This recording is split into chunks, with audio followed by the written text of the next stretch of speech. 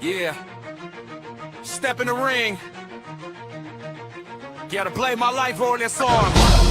Yeah. Spotlight sparks, spotlight sparks, spotlight sparks, spotlight sparks. Yeah. Where the spotlight sparks? Spotlight sparks.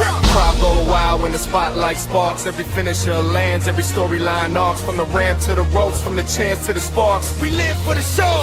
Hitting the marks. What's up in the ring? It's a war zone spark. Roman Reigns with the spear, leave a legacy mark. Kenny Omega with the V-trigger, cleaner than art. MJF talk slick, cut promos that scar. Okada with the rainmaker, money flows hard. Seth Rollins curb stomp, burn it down, no guard. John Mox with the paradigm shift, blood in the yard. Jay White with the blade runner, switchblade sharp. Bianca Belair, whip crack, hair snap charge. Will Ospreay with the hidden blade, aerial barrage. Claudio swinging bodies like a carnival park. Darby all in directless, paint face darks. All the flair figure eight, legacy arc. Hangman Page, buckshot, cowboy spark. Ricochet flips insane, gravity disc bar. The young bucks, super kick party, double tap start. From AEW to WEROH to NJPW charts. Every move, every feud, every pop from the marks. Crowd go wild when the spotlight sparks. Crowd go wild when the spotlight sparks. Every finisher lands, every storyline arcs. From the ramp to the ropes, from the chance to the sparks. We live for the show, hitting the marks. Crowd go wild when the spotlight sparks. Every finisher lands, every storyline arcs. From the ramp to the ropes, from the chance to the sparks. We live for the show, hitting the marks. Crowd go wild when the spotlight sparks. Spotlight sparks, spotlight sparks. Crowd go wild when the spotlight sparks. Spotlight sparks, hitting the marks. I mean media.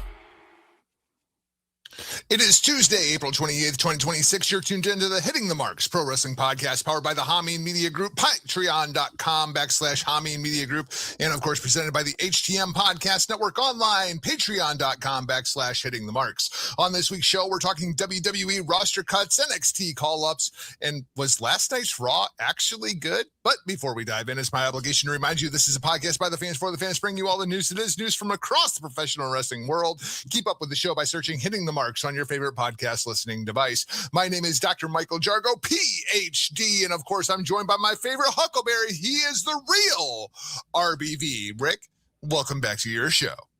Back at it again, Hitting the Marks Pro Wrestling Podcast, the art of the B to the V, Richard Bronson Vickery. Hey, I can pull back the curtain here a little bit. Yes, I am present. I am alert. I am coherent. Yesterday, Monday locker room. Last week I got switched over, going through fixing all my autoimmune issues, get me back on the right path health-wise and all that. But they switched my medication. They put me on the highest level intake steroid that is out there, possible on the market. You can only take it short term. Steroids, brother. Oh, it is, man. I'm on the gas. It's one of those, when you hear those commercials and then they've got a list of 24 side effects. Well, this one has 50 possible side effects to it. And one of them. Random fact. Did you know there are only 2 countries in the entire freaking world that allow pharmaceutical advertising on television? The United States being one. Do you know the other? Australia. You're very, very close. New Zealand. New Zealand allows it. But it's a big thing. It's a big thing in my industry because a lot of the stations that we have also broadcast into Canada, which does not allow pharmaceutical advertising. So it becomes this whole thing that we have to deal with on a very regular daily basis. Do you just handle that like Netflix on WWE with just that in all different languages? We'll be right back kind of thing, or do you have to tie in other local commercials? And that's exactly what we do. We actually have 2 different playlists. One of them is distinctly for Canada, and when it goes to a break that has pharmaceutical advertising in it, we have to cover that spot with the specific Canada break. It's a real thing that we have to deal with. Canada on the television. Well, anyway, one of the side effects here is headache and severe migraine. It's 30 minutes into the Monday locker room. 30 minutes into the Monday locker room, I can't see the screen. I blacked out. So I did hour and a half, with no recollection. Apparently I seemed dude, I was when a wrestler gets hurt, gets knocked out or something, you just kind of get up and go through your routine. Ring, brother. Called it in the ring, man, on the fly. But yeah, here we are, Tuesday night, about to do it right here, Hitting the Marks Pro Wrestling Podcast. And we got that teaser out there. We got that teaser. Hey, we've been heating up a little bit, not seeing eye to eye. People like the little back and forth here. So we might have a hot one for them here coming up. Yeah, you never can always sometimes tell, as a wise man once said. I'm kind of in the same boat, just so everybody knows. I have been dealing with a migraine all freaking day long. So if I'm not the normal turned up self that I typically am, that's why. Apologies. Huckleberry, I want to start off this week, rather than jumping straight to the monologue. I want to talk about the roster cuts, and I want to talk about some of the NXT call-ups that we've seen over the last few days. I'll run through these roster cuts real quick. Aleister Black and Zelina Vega, the Wyatt Six, Kairi Sane, the Motor City Machine Guns, Apollo Crews, Santos Escobar, Zoe Stark, Alba Fire, Andre Chase, and Dante Chen. That's the list that I have. I assume that's the same list that you have. Were any of these surprising to you? Because there's a couple of them that kind of stood out to me as like, oh, really? Like, we're going to cut all these people and keep Grayson Waller? Okay. I mean, there's a lot of people, we regularly hear that. Well, I can't believe so-and-so lost their spot while so-and-so keep. But there's a lot that goes into this selection process, or, the unfortunate responsibility of choosing who you're going to release at this point. But I do want to jump into the conversation. And now it's been a few years since we've seen a mass release like this. Post. Yeah, the Black Monday post WrestleMania roster cut. And really, that was going back to before TKO purchased the WWE, and it was something we look forward, not look forward to, but we kind of knew was looming. That post, we come off that great high of WrestleMania because we knew it was going to happen. Like you just knew the Monday after WrestleMania, a whole bunch of people are getting fired. You knew that. Now with that, I like to make the comparison to something major we saw in sports just last Thursday, Friday, and Saturday. Wow, you talk about a spectacle. 320,000 people show up for Pick'em night one of the NFL draft. I mean, that is insane. But at the NFL draft, essentially, that is their call-ups, like we see from NXT, what we're going to talk about. So there was 257 call-ups. Now, if all of those individuals make their NFL rosters, that's 257 talents that are going to be released. So in WWE, what have we seen over the course of the last few months? We've heard new talents getting signed to ID, new talents reporting to the Performance Center. We've got the first wave of call-ups that came pre-WrestleMania. Now we've got another wave coming post-WrestleMania. They are going to need to make roster spots for those individuals. And unfortunately, cuts come with that. We also have the news of SmackDown now going back to 2 hours. That's another hour of programming. When is that? In the next couple of weeks here, as we start getting into that new spring television schedule with some of the shows getting released. That's the best news I've heard all day. It is, absolutely, especially for those of us that have the task of covering WWE programming. It's nice to have one less hour there. So that's going to take away TV time. With the TV time, something that really jumped out to me that is interesting in all those years past, or when we see cuts, we regularly get that. I forgot they were with the company. I haven't heard that name in a while. We look at this one, the entire Wyatt Six, an entire stable wiped out. Bo Dallas, Nikki Cross, Eric Rowan, Dexter Lumis, Joe Gacy. God, you had mentioned Aleister Black and his wife, Zelina. One that's got a lot of people in an uproar is Kairi Sane. Also in there, Apollo Crews. Those are names that have been on the Machine Guns. Alba Fire, who's there weekly. Those are all names that have been featured in WWE programming in the last 2 months. So this is a case where it didn't pay to be a part of that mid and undercard weekly featured in programs. So I don't know, it's okay. We're going to give you this opportunity to see if you can cut it, to see if you're drawing. If not, you're out of here. Now the cuts don't surprise me. Now there are a few on here that I don't think their TV time, maybe not drawing, was because of them as talents. That was because of bad creative, being cast in the wrong direction. When it comes to the Wyatts, I thought the Wyatt Six was meant to be like a 6-month run, a one last love letter from Bray Wyatt in his writings, his vision to give these guys a proper send-off, for him. And then let these talents break up and go elsewhere. Before you go any further, let's talk a little bit about the Wyatt Six, because that is one that I'm seeing a lot of people are outraged by. I'm with you. I never thought the Wyatt Six was going to work. The problems that I have had with the Wyatt Six are the same problems that I had with Bray Wyatt. And it's nothing against Wyndham Rotunda as a talent. I think Wyndham was absolutely brilliant. And I think there's a lot of really good talent inside of the Wyatt Six. The problem is the Wyatt Six. And there was absolutely a shelf life on this gimmick from the very beginning. And it's the problem that Bray Wyatt had, right? Like, you're outthinking the room. This is a professional wrestling show. The deeper that you want to go with this character, the more supernatural elements that you want to introduce, the less it works inside of a pro wrestling narrative. I said from the very beginning, the best Bray Wyatt was cult leader Bray Wyatt. Once he went to The Fiend, it did not fit into a pro wrestling context. The character was great. It just did not work for professional wrestling. And I felt the same way about the Wyatt Six. I never thought that this is something that was going to catch on. And I'm with you. I thought it was going to be a 6-month run. They actually got more than that inside of it. And I wouldn't be surprised, especially Joe Gacy. Of all the talents inside of the Wyatt Six, that's the one that really surprises me, that they just released him instead of trying to repackage him and do something else with the guy.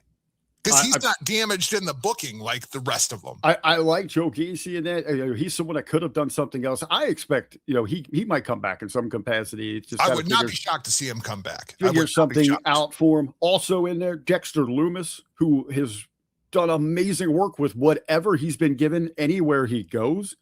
He looks amazing, is great bell to bell, and his character work is outstanding. He's one of those guys that can go to TNA, completely reinvent himself over the course of the next 18 months and find his way back into the E. That's how I feel about Dexter Lumis. Aleister Black, Zelina Vega. I guess the big story here is Zelina kind of airing her frustration, going at the Sheets. They're just doing their job. But really what stood out to me in her comments, not that, could you let us address this situation? That's what a lot of people want to run with, because I don't know, the controversy creates, controversy makes cash and all that. But what stood out to me is that she says, I think that, and I'm reading, as I'm listening to it and I read her statements, her and Aleister kind of knew they were the Tamu version of Cross and Scarlet. They were given a gimmick that was meant for somebody else, and they had to try to make that work when an audience clearly had seen what had happened, and it was going to be hard to win them over. But she made a statement saying that her and Aleister went to creative and pitched ideas about how they could put their own touch on this thing and try to make it their own and get it moving in the right direction and get some heat behind it, and it fell on deaf ears. That they weren't working with them. So it almost at that point, it seems like they were doomed. That this was going to happen to them. Well, I think the other thing that, by all accounts, whether it was Aleister Black's first run in WWE, whether it was Malachi Black's run in AEW, or the return to WWE, they're kind of a pain in the ass to deal with. And when you don't have to deal with pains in the ass, you're not going to. You know what I mean? Like, there are some guys that are a real pain in the ass that you deal with, Seth Rollins, because they're over and they are players inside of the programming and what you're doing on a weekly basis. Aleister Black was that pain in the ass and never had the cachet backstage to be that pain in the ass. So I wasn't necessarily surprised. I think they're both phenomenal talents, and I was a little surprised to see them released, but knowing what I know of them behind the scenes, I'm not shocked. We also got, I think, the one that a lot of people were taken aback by because she was involved in such a heavy program was Kairi Sane. Now, we are getting some reports out there that, maybe she was very interested in returning home. So this might have been some kind of deal, maybe a request, and it kind of worked out. Okay, we'll go ahead and make this move. But yeah, a lot of people. With Kairi before. It's not like this is the first time Kairi's been released. Yeah, and the last go around was because she wanted to go home, correct? Let me ask you this. Why does, okay, I'll use this term very loosely. Why does it work for Julia? Why does it work for Io Sky? Why does it work for Asuka? What has worked with them that has never worked with Kairi Sane? Because the argument could be made that of all those talents in ring, bell to bell, that Kairi is the best one of the bunch. What has never connected between Kairi and the audience that has worked for Asuka, Io, and Julia? Because I mean, they all face the same obstacles, right? Like that. English is not their first language. The presentation it's very Joshi. But why does it work for everybody else and it's never seemed to work for Kairi?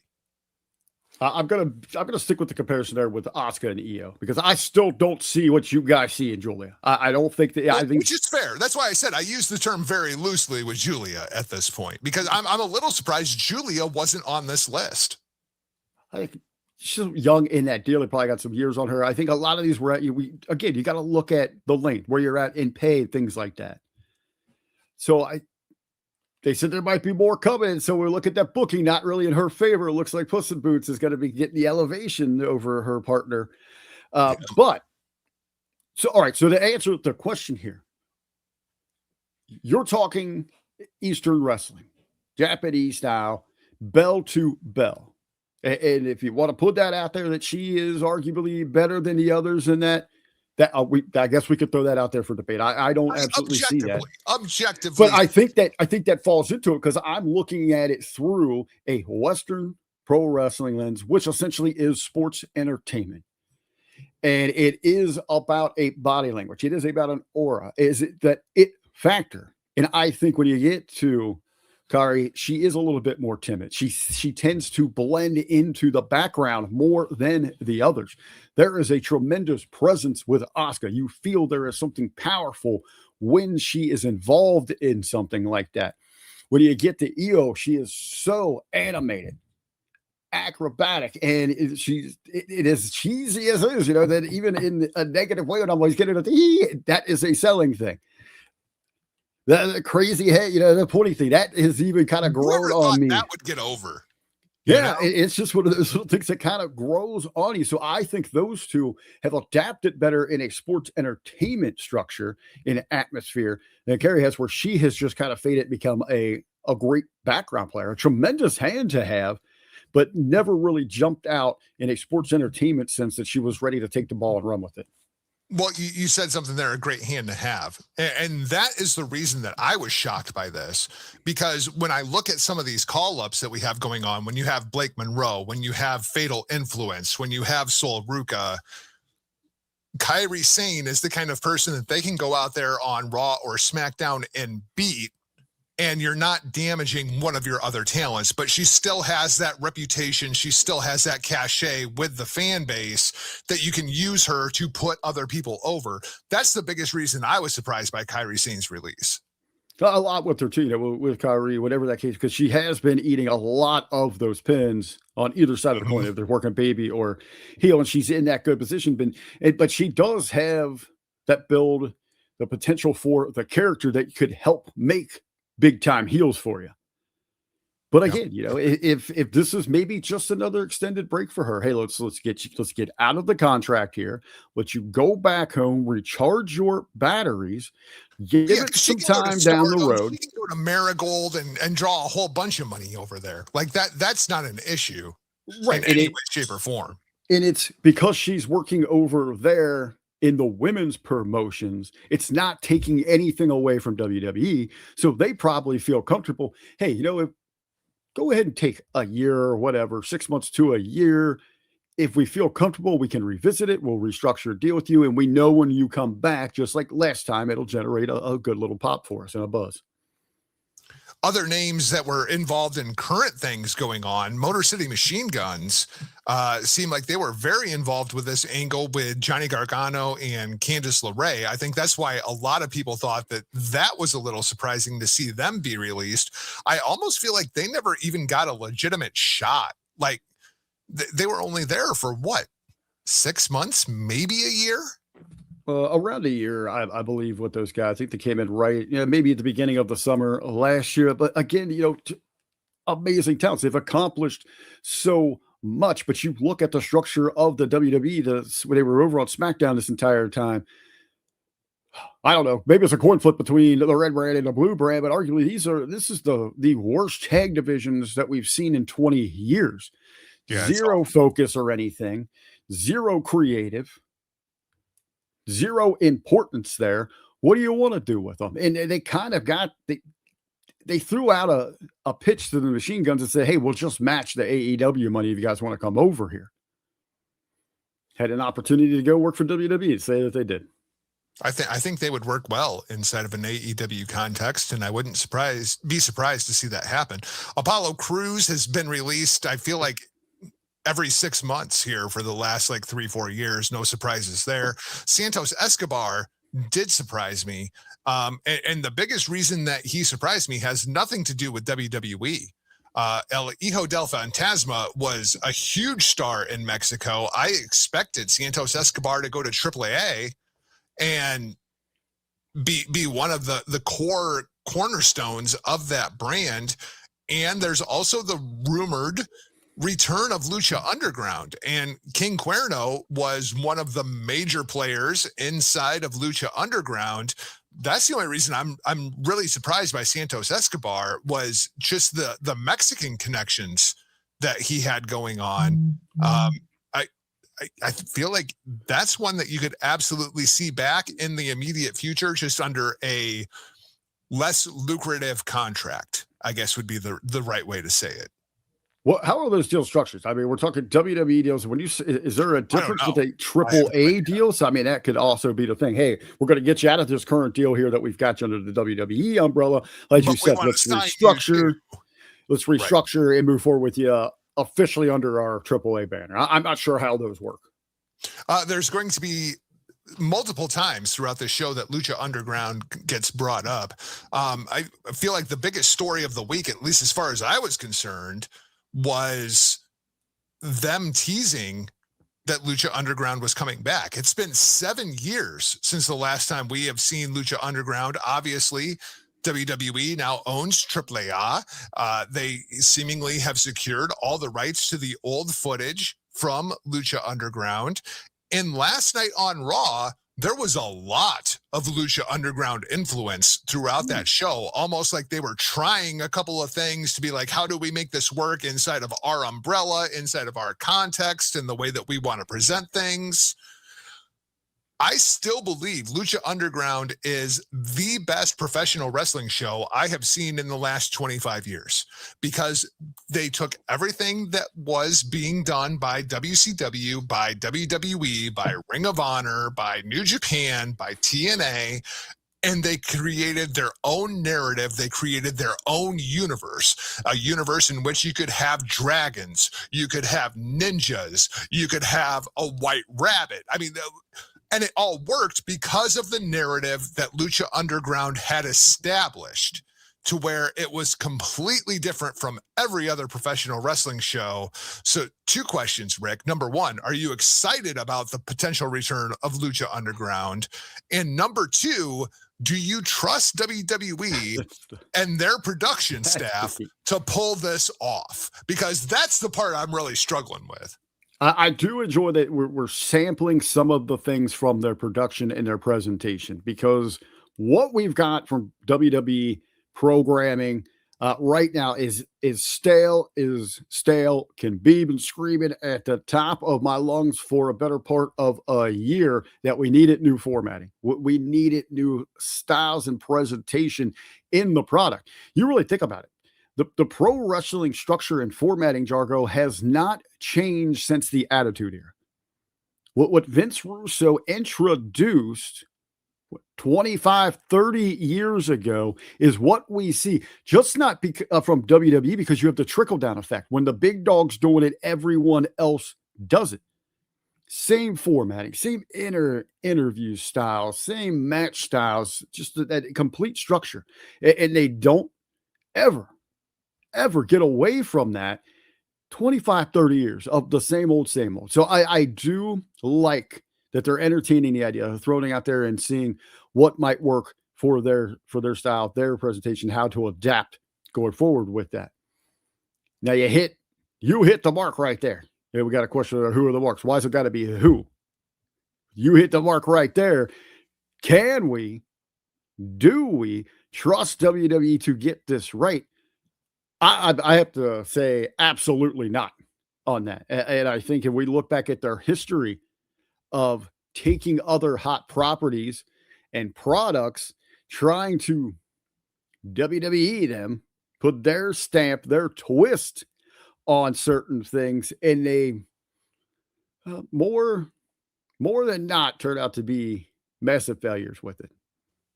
I think Taker's got to run it. I mean, when you look at Undertaker's I would say Undertaker maybe head him up, but you better be bringing in the minds that put together Lucha Underground. Conan, number one. I mean, first and foremost, you need Conan. Hopefully he's capable of helping out with that. Yeah, absolutely. Undertaker, for anybody that doesn't know, is actually the head creative mind in AAA currently. And of course, you had arguably the best cinematic match that we had of the COVID era with Undertaker and AJ Styles. That's the brain that you need kind of running this thing, right? Well, you got Paradise behind the scenes. You've got Borash behind the scenes. You need those type of individuals. Yep. Yeah. Borash will be absolutely vital to any kind of restoration of Lucha Underground that we could possibly see. And Paradise, I worked with Ben and those guys going from the OVW guys that's helped out, that has that out of that box vision. Mm-hmm. And, the other thing that plagued Lucha Underground was the hefty price tag. Now with a backing like TKO, maybe a lot of that's more feasible to bring on a regular basis. I mean, they have so much of that talent under contract, and unfortunately, there's some talents that are still inside of WWE that we very easily could have seen on this list had they not been entertaining the idea of bringing back Lucha Underground. I'm talking about guys like Phoenix, guys like Dragon Lee that absolutely fit into that context. We are talking about cuts. I want to throw this by Statman Jargo over there. I thought this was kind of interesting, and looking especially the timing of these always seem weird because you come out of WrestleMania season. It's the most financially successful time of the year for WWE. They're boasting about just not breaking records, shattering financial records and all that. And another big year for them as they return to Vegas. But overall, when it comes to payroll breakdown inside of the WWE, this was back in 2022, WrestleNomics put this out there, 15% of WWE earnings, their revenue goes towards the talents. Now, when you look at their partner company under TKO, UFC, they're anywhere from 16 to 20%. When we look at the major sporting brands in the United States, the NFL is 48%. I was Major League pushing 50-50. Major League Baseball is 47, and the NBA is a 50% split. Now, obviously, the major difference there is all those are unionized. Yes. Yeah, and Jesse Ventura was all over that, wasn't he? I don't think that's necessarily a surprise. I do expect those numbers are going to fluctuate a little bit, especially over the course of the next 2 to 3 years. I mean, we'll talk a little bit about the Roman contract that was just announced, right? I mean, like that's going to skew the numbers a little bit. But as talents come up for contract renewal, those contracts are going to go up now that they have signed the deal with Netflix, now that they have signed the deal with NBC Universal, now that they've signed the deal with ESPN. But the problem is, and this is kind of what was inhibiting the WNBA over the course of the last few months, right? Like you get those new streaming deals and all of a sudden the business model is changing. Okay, well, now you have talents that are severely underpaid versus other talents that are up for their contract renewal. Aaliyah Boston got paid $6.3 million the other day. So as those contracts are coming up for renewal, you're going to see that split go closer to that 50-50 kind of barrier. Although inside of a WWE context, I think about 25-75 is about the best case scenario that you could look for. Well, as you look at the differences between your sporting leagues and also with professional wrestling, In those other cases, those individuals aren't paying for travel. They aren't paying for That's hotels, also true. for food and all that. That comes from the league, from the teams themselves. Where in the case of professional wrestling, all of those extras, they were up to the talents. Yep. A couple of the other talents that were released, and I think there's only one big surprise here. Zoe Stark is gone from the company. Of course, she has been out with that knee injury. It's unfortunate, but that's just kind of the reality of the business. Alba Fire is gone, which is a bit of a surprise given the Chelsea Green thing. But then I also saw that Chelsea Green has just been announced for a new horror movie that she is going to be starring in. So who knows how long she is going to be off television. And if she is off television, that means Alba Fire is off television. So why are we paying them both? Andre Chase U was a fantastic story inside of NXT, and the ceiling on it was in NXT. There was no way that was ever coming to the main roster. The other big surprise to me was Dante Chen. Who, says everybody? Dante Chen, because he was the first Chinese-born WWE superstar that we have had in a very long time. And the whole reason he was brought in was to break into that Chinese market. When you're talking 2 billion people in China, they want their own Chinese star. I'm not saying that Dante Chen was necessarily that talent, but that's literally the reason that he was there.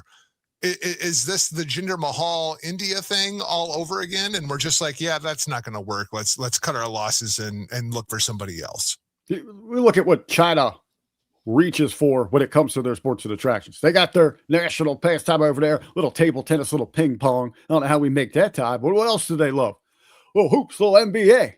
So we just need some tall, athletic black dudes. We got those in truckloads in the WWE. That's how we get into the Chinese market. We don't even need China. They're billions and billions of people because we got a new tie. We got the worm Dennis Rodman. We're going North Korea, baby. That's our new Asian market.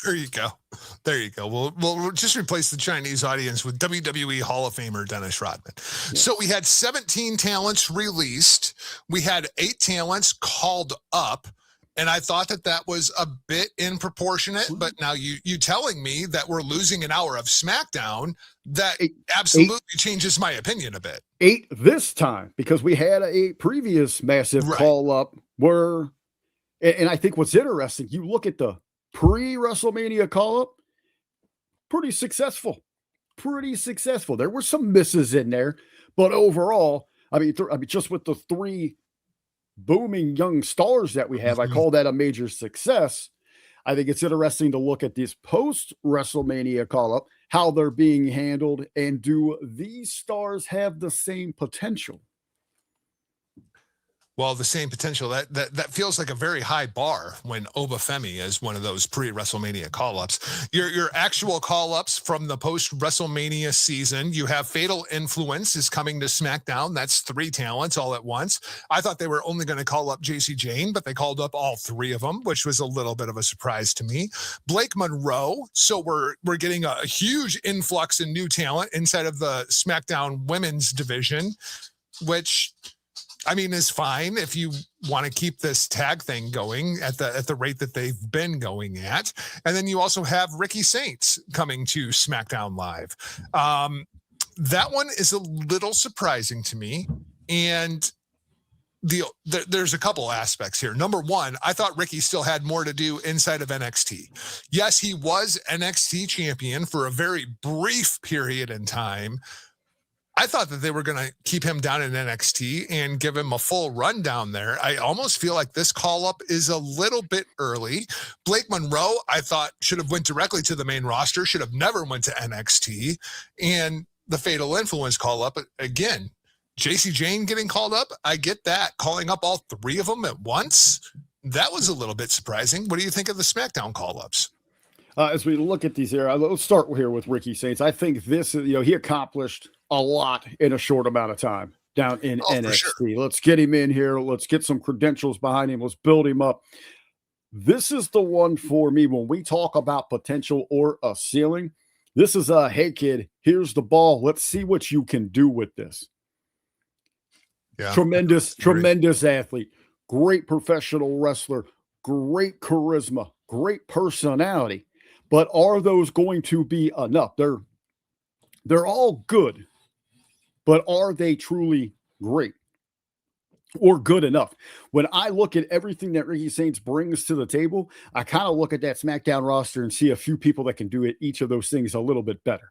When we look at how his best role is kind of in that cocky heel, very brash, in your face sort of way, I immediately think to myself, Carmelo Hayes can do that better, and Trick Williams can do that way better. Yeah, you're looking at that hierarchy. Trick is light years above both of those guys right now. I also worried about his size and that visual when there's times in the NXT ring where it's like, really, when they were able to hide that in AEW, it's a little more visible in NXT. Now, I hate to say this because, I mean, anyone standing in there against Randy Orton's going to be dwarfed, but imagine that, if they got to stand toe-to-toe with one another. I think with Saints, I think it's going to be really 3 to 6 months to find out what this kid's got. And not really a kid, because he's in his, he's not a spring chicken in any way, shape, or form. Yeah, so this could be his opportunity. Let's see what you actually got here. Blake, I think she just went there to just let's sort of really understand what she's about, find out about that character. And here's an interesting take. Here's an interesting take from our friend Dan in the chat. Personally, I think Fallon Henley has more star potential than JC Jane. What do you think about that? Do you think Fallon Henley has a bit higher ceiling than JC Jane at this point? I think Fallon, of the three, she's gonna win in really what sells a lot for this women's division, and it's the looks. Yeah, she stands out above the other. We talk about them real quick. I think it was an extremely wise move to bring them together. I think separate, they absolutely fail. They don't make it 3 to 6 months. This is going to prolong their shelf life. Someone there seems to believe in them because they made a major splash Friday on their debut, involved in multiple segments. They go in there immediately. They're featured in a segment with the women's tag team champions, two Hall of Famers there, and Paige and Brie Bella. They start turning up the heat with Charlotte Flair and Alexa Bliss. And then they step in there against Top Dog, Bobby, the top champ. So they are mixing it up in there with some big programs to see what they can do. And it looks like this Friday, we're going to see how you can perform on that big stage, JC Jane, because you're going to get Charlotte Flair. I think the highest ceiling of all of these talents being called up, and that includes Joe Hendry, Ethan Page, and Sol Ruca, is Blake Monroe. I think she has by far the highest ceiling of all of the current call-ups, and I'm with Jimmy T. I'm shocked that she even went through NXT to begin with. Yep. Coming out of that program with Tony Storm in AEW, I feel like that was the hottest that Blake Monroe had ever been. And if you were going to make money with her, that was the time. I feel like her run in NXT actually damaged her a bit. She comes in, she's learning her style. She's getting accustomed to the WWE business model and all that. She hasn't lost anything. She got to go through some different things. And back then too, it's not necessarily, okay, you're ready for this kid go in there. You got to fit into the puzzle. And it didn't necessarily work then. It's still going to be very interesting where they place her now. I'm assuming, I was surprised when they said her to SmackDown. I'm expecting some kind of program here with Tiffany Stratton, which is going to put old Tiffany's balls up against the fire to see how good she is. Sure. I mean, she's going, and hopefully working with Blake, who is so great when it comes to her character work. Hopefully that's going to elevate Tiffany, because she desperately needs it. 2 years and she has not grown one bit as a character or even that connection. So that will be pretty interesting inside of itself. Over on the other side of it, they come out, they're high on Sol Ruca. The Joe Hendry concert, that surprised me. I guess you just go after Logan Paul, fire Logan. I mean, you got the whole place dance, in unison with that. Oh, ego Ethan Page. Guy gets over everywhere he goes. He absolutely gets it. Across the board, my biggest issue with this round of call-ups is how they have approached their debuts. Oh, ego Ethan Page, we're introduced to him, just happens to be walking around backstage. I mean, what... Joe Henry, he's going to be here next week. That's the grand announcement. Blake, she got that same thing. Soul gets a segment last week where they introduced her. They teased this big moment. They show Paige in the audience. Remember Paige's debut after WrestleMania. Immediately think it's going to be this, oh my God, just change the game sort of moment. They bring Soul out against the now champ Liv in the ring, and they have a meaningless non-title match. That does nothing. Last night, they got to run a promo package for Soul because she's got 8 staples in her head from a stupid-ass spot you're doing in development when you know you got her on her way up. You should be protecting her in every which way to make sure that there isn't an injury, some useless spot in a blow-off program that no one cares about, that's going to be talked about in years to come. They run a promo package. You know what the promo package is? A 2-minute package of floor routines and soul snatchers. They don't do anything to tell us about who she is, why we should care, or begin a connection with her journey to the main roster. I think a lot of these talents are going to fail again because of lazy, lowest common denominator, creative, that's not making a connection with an audience. Of the 3, I think Ethan Page has the highest ceiling. I think Ethan Page is going to be that B-plus player who will be the head of the Intercontinental United States Championship scene and flirt with main events on occasion. Sol Ruca might be the best talent of the 3, but just given kind of the landscape inside of the women's division, inside of WWE right now, she's going to have to earn that spot.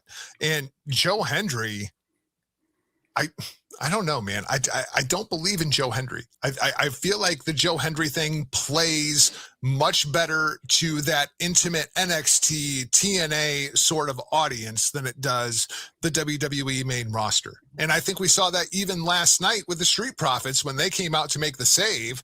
They end up playing Joe Hendry's music at the end. Montez Ford is doing everything that he possibly can to get that theme song over. And even Joe Hendry was kind of looking at him like, yeah, that's too much.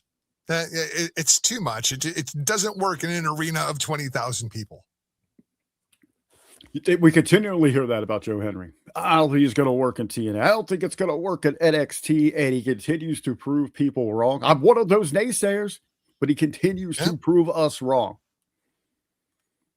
But I would say, when you look at the difference between the pre-WrestleMania call-ups and the post-WrestleMania, man, there is a magnificent gap there when we're talking about talent potential. Oh, yeah, for sure. What do you think of Ethan Page? Because my wife is watching the show the other night and was like, who is this freaking guy? And it's just like, oh, that's all ego Ethan Page. And like you said, all he does is get himself over. Every single place he goes, all he does is get himself over. And I feel like bringing Ethan Page to the main roster is more of an investment in the future, because I think the real future for Ethan Page is as a producer backstage. I think he's going to be that Bobby Roode. I think Ethan Page's mind for this business might be the best that we have seen of this new generation. It takes me back to COVID. Do you remember the WrestleMania COVID when Ethan Page was like, nope, we're doing a show on WrestleMania Day. And everybody was like, no, you're not. And all the talents are like, oh no, we're doing this show. And then we get it. And it's nothing but terrible drawings by Ethan Page of all these matches that he had announced. That was the moment I realized, oh, this guy gets it. Like, his mind for the business is just a level above everybody else's. I don't know how long his career is going to be on camera inside of a WWE context, but this is absolutely a guy that's going to be under WWE contract for the next 15, 20 years, working backstage, putting matches together. I think he is one of those talents. They say in life, if you really want to achieve that success in anywhere you go, stay liquid, be able to move and be able to adapt. That's absolutely what he can do. Ethan Page got over in TNA. Ethan Page was getting over in AEW, just refused to let him break through that. He's gotten over in NXT. You got to believe he is going to have success here on the main roster. Now, as a performing in-ring talent, that might last a year. He can make the transition that they needed to the headset and the mic over at the commentary table. He'd be perfect in that role. How about in a year? Give him a run as a general manager. They got to facilitate the shows and building that heat between your faces and your babies and all that. But as you said, endless possibilities behind the curtain, Gorilla and beyond, to help talents go forward and to help, as we were talking about earlier, to change the style direction of the business. And he's someone that can think outside that box. We will talk a little bit more about Ethan Page when we jump into Monday Night Raw, but first... When the crowd noise fades and the spotlight grows, there's a voice in the silence that everybody knows. Settle in, lean close, let the story unfold. This is the monologue where the truth gets told. Still waiting for that new video, Huckleberry. Still waiting. To remind me of the weekend. There's a funny thing happening in WWE right now, and if you've been watching along long enough, you can kind of feel what's happening. It's the quiet shift in the air, the one that only happens once every decade or so, when the company stops polishing the past and finally starts betting on the future. We've been here before. In the mid-90s, WWE watched the last of the 80s Titans fade out. Hogan was gone, Savage was gone, Warrior was gone. The old guard just kind of evaporated almost overnight. And suddenly the company was forced to look at the kids who were waiting in the wings, whether it be Bret Hart, Shawn Michaels, Razor Ramon, Diesel, Undertaker, a locker room full of guys who weren't proven yet, but they were hungry enough to redefine what the business looked like at that point. That was the new generation. And whether you loved it or you hated it, it was a necessary reset that Vince McMahon put the company through. Let's fast forward to right now, and we're living through the same sort of tectonic shift all over again. Goldberg is gone. John Cena is gone. AJ Styles has stepped away, and Brock Lesnar, the final boss of an entire era, has walked off into the sunset. For the first time in 20 years, WWE isn't leaning on the safety net of the past. There's no break glass in case of emergency legend waiting backstage. The company has no choice but to build new stars. And the wild part of it is they actually are. The youth movement isn't theoretical. It's not a marketing slogan. It's happening in real time. Let's just kind of look at the wave that's hitting the main roster right now. Obafemi is a once-in-a-generation physical presence who carries himself like he's already been world champion for 5 years. Trick Williams has charisma that cannot be taught, swagger that can't be faked, and a connection with the audience that most veterans can only hope to achieve. Braun Breaker is the prototype of the modern WWE athlete, a guy who moves like a cruiserweight, hits like a heavyweight. Javon Evans is raw electricity, the kind of talent that you can't take your eyes off of because you know something special might happen at any second. And I'll even throw in Huckleberry's favorite performer right now, Carmelo Hayes. The complete performer, he's polished, he's confident, and he's already wrestling like a guy who expects to headline stadiums. They're not prospects. They're not foundational pieces. They're the other half of this movement.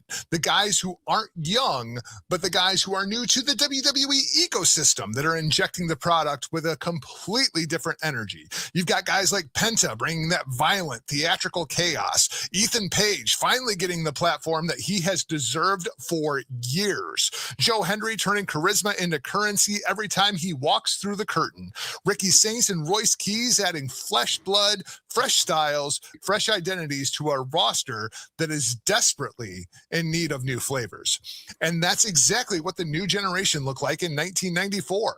Not just the youth, the newness, the new faces, the new voices, the new styles, the new ideas. A company forced to evolve because the old answers just were not available anymore. And here's the truth.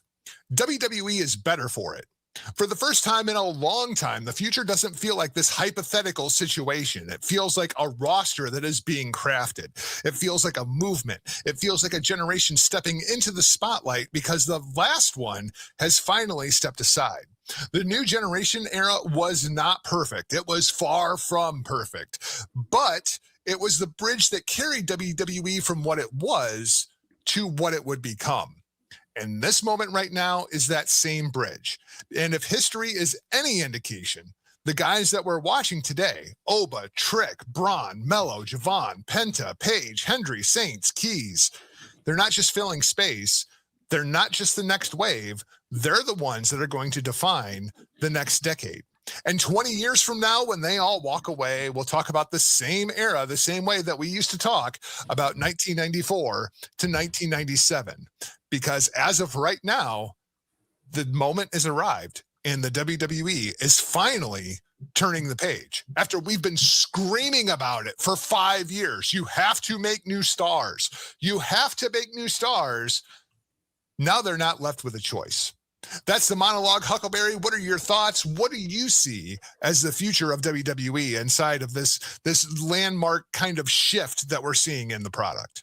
As we make that comparison, going back to that need as we transition out of the rock and wrestling era in the larger than life stars, the company being carried on the back of Hulkamania, we do have to remember that way back then, those early 90s, that the professional wrestling landscape, the company, WWE, was in a much different place, a much different mindset, a much different blueprint for what they consider success in their business. Now, through that, they lose Hogan. By necessity, they have to push somebody up. I think when Hogan left, they were so terrified of an individual creating a brand on their own that could rival the company. There was a mindset that no one can outshine those letters, the acronym, anymore. By necessity, they had to with Stone Cold. He broke through that mold. They had to rely on that. But even with Cena, they pulled back, where the Cena brand wasn't going to rival the big three call letters at any given time. I would now challenge them. As I look across the board, we make the comparisons with the other major sports leagues. They don't simply just rely on their call letters, their acronym. They embrace, they encourage, they build up, not superstars, mega stars. And you need that to create a true connection with your audience. So does TKO, does WWE have the balls to allow these generational amazing talents like Obafemi, like Trick Williams, like a Javon Evans, a Braun, don't call me Steiner, Breaker?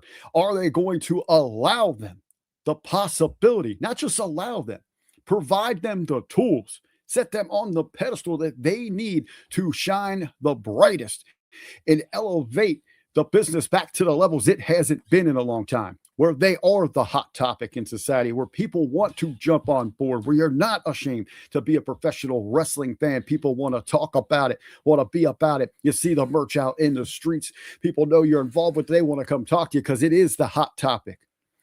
Do they have the balls to go to that level again? Also go with us. I had a great conversation with Ben a few weeks ago about that. I've been thinking about it weekly, non-stop. What does it mean? What does it take to define a hero in today's society, Western society, especially here in America, or even a villain? I'm starting to believe that here in America, we hate heroes. We don't want heroes anymore. When you had Hulkamania running wild, it was easy to find that because we would rally around patriotism. When you had Stone Cold, it was society kind of raging against the machine, ready to strike at authority at every opportunity that we had. Now we are so divided across the board in what good, bad, and in between is that it is absolutely ridiculous. Cody Rhodes, who I believe is probably the most dedicated, hardworking, best professional wrestler in the world right now, and he believes and holds on to those values that wants to be that white meat babyface that people can rally behind, that people can believe in. But simple, people just don't buy that act anymore. People don't want to embrace that act, and he's already getting great divide around him. So you got all of these questions here, but it does go back to, will TKO WWE allow and provide the tools and the power to drive true megastars? Cody Rhodes will never be a babyface until he sends me a check. Just saying. That's all it takes, Cody. Just in the mail, dude. It's been in the mail for like a decade at this point. Let's talk about Monday Night Raw, and we will talk about some of these talents as we kind of go through this show. But of course, we're not ready to turn things over quite yet to the new guard. We still have to start with Roman Reigns. The Roman Reigns cold open from last night, Roman and the Usos sitting inside of the Bloodline boardroom. And this would kind of bookend the show. So we would see the start with Roman Reigns. Then they go to the backstage vignette with Jacob Fatu. Of course, at the end of the show, we round things out with that promo between Jacob and Roman. What do you think of this, Rick? Does this work for you? The very theatrical, cinematic, I don't know how else you want to phrase this bloodline stuff that they're doing with Roman Reigns right now. This was the first thing that really felt like this was very Lucha Underground to me. The way that it was shot, you have the multi-camera setup, we were shooting things from different angles. I enjoyed this more so than most of the other ones that they've been doing with Roman, because they've been doing these going back like 2-3 weeks before WrestleMania when he was responding to Punk, when he wasn't actually there while Punk was running his mouth. I thought this worked. I thought it worked. I thought it was a great presentation. I actually did like this open. There were a few things that I would tweak there, and God, anything. It is a breath of fresh air, as opposed to those stupid walk-ins through the arena. So, those, Oh, we got one of those too. We'll get to one of those in a second. I know they go to them, but the setting seems okay with me. I really wish they would have livened this up a little bit, painted more of an exciting picture with, when they're talking about Jacob, instead of just them sitting around, give me the flashbacks to him taking out my family tree. When they talk about can he be trusted, show some of that early footage, that teaser of how devastating he can be. That would have been my slight tweak there. I did enjoy that cold open that they had there. It was garbage. I turned off Raw before Becky and the EO match. It was a boring show, says Frank. I thought I do. I agree with Frank 100%. I did like this open though, as they're contemplating, because it reminded me of the good old days where we're setting a theme for the show. Yes, it was nice to see a story weaved through the fabric of this show. They multiple times, you have the Roman, they go backstage to the Usos, they go backstage to Jacob, they go back to the cameras, and then they bring out Roman. Like, we saw the members of that segment probably 4 or 5 times throughout the show. And I thought that was very, very well done. I think too, is if you're telling that story, okay, are you here to... We were trying to unite the family, to get the bloodline back together stronger than ever, but you seem to want to divide it. I mean, why not? It's somewhere, work in some family photos, some things like that. Start telling the story of the childhood, maybe through one of their one-sided, where Roman says that, this is how family should be, where obviously Jacob doesn't see it that way. Obviously, he feels that maybe he was abandoned, that that he was alienated or rejected because of some of the decisions he made, that he had to go to prison and he didn't have the benefits that the others had growing up. That is a true story. I think so many people can identify with that. There is a black sheep in every family, maybe not to the extremes of someone going to prison, but ultimately, yes, there's been divided families like that where they feel left alone, that they want what other family members have.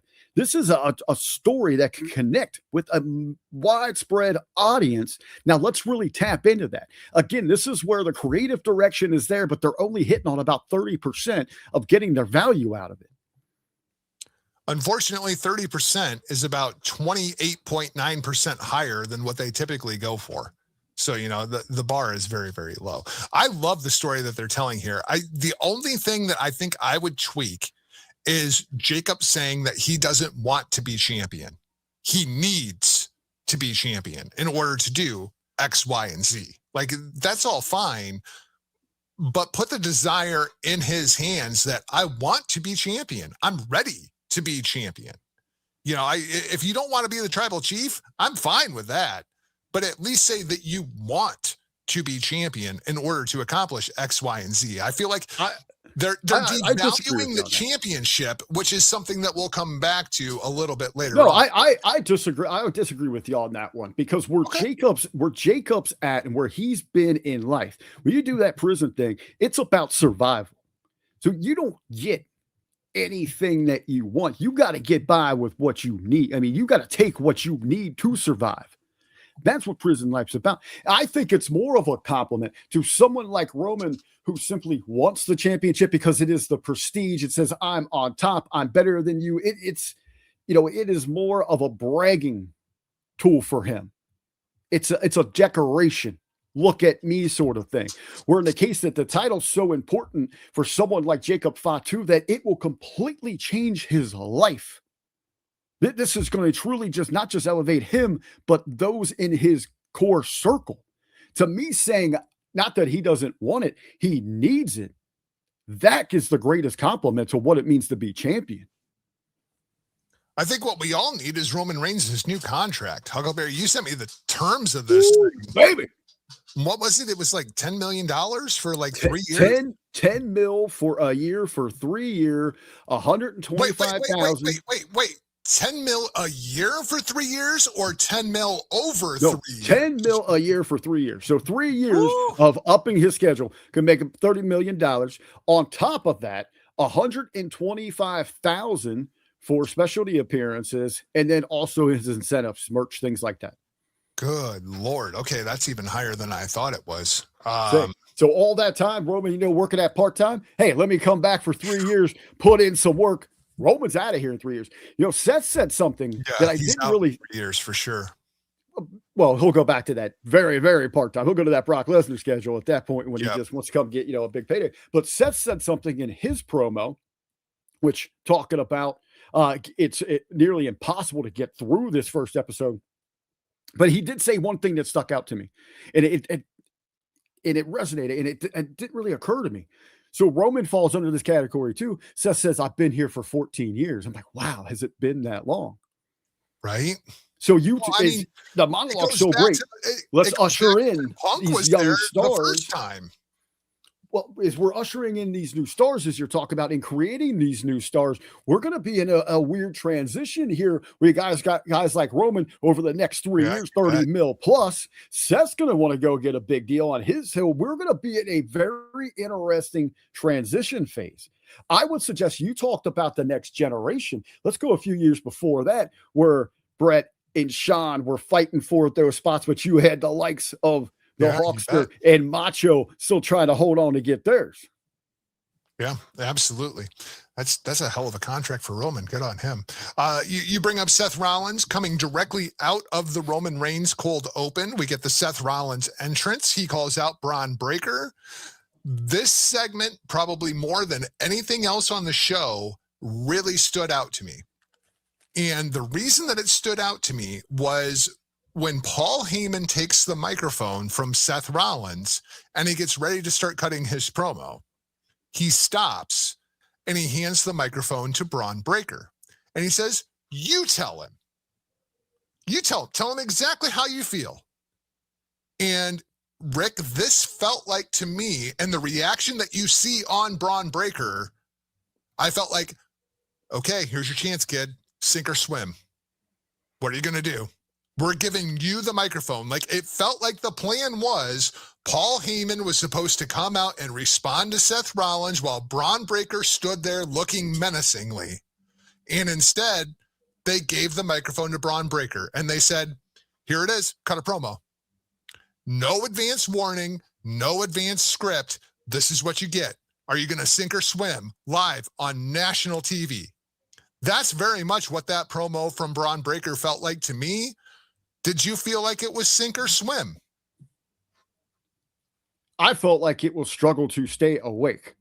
20 minutes of this back and forth between these two. You're going to put him out there on a test. Don't do it at the risk of sacrificing your audience and losing their attention. Which is fair, but I also understand just throwing guys into the fire. I totally get it. If you want to be a main event player for the next 15 years, you got to learn to think on your feet, kid. That's very much what that promo felt like to me. I'll give you that in a sense of when it's absolutely necessary. I don't feel that this is the spot for that. I mean, this isn't like game on the line, QB1's down, you got to go in there. We can't protect you from the number one, this hungry defense, Ravens 2000 defense out there. It's not that case. This is a relaxing transition Raw to a quick turnaround build for a C level premium alive event. I think right now, as you're getting Braun back hot, you want to put the best support around him. That's the case. Don't send him out there for something like that. They didn't get into fisticuffs. They didn't have anything here. I would have loved to see this broken up and really set a great atmosphere, a very intense energy around it. Break this up into a couple of segments as a face-to-face backstage sit down between these two. Really intensify it and have people coming back. Ooh, they hit me with 2 to 3 minutes. I'm going to stick around. I want to see that next one. Instead of just going out there in this back and forth, one-upsman try to zinger sort of confrontation, verbal joust that they had out there. 20 minutes, rough as hell to get through. It was rough. And I feel like if this was sink or swim for Braun Breaker, I felt like this was sink. I felt like this promo was everything that Seth Rollins was saying was true. Braun Breaker is not ready for that. He is not ready for that spotlight. He is not ready to stand out there. Like when they did I hope what you're saying is completely off the mark, because if they did, they just did him a completely disservice. You're talking about building stars and you're putting them out there to fail.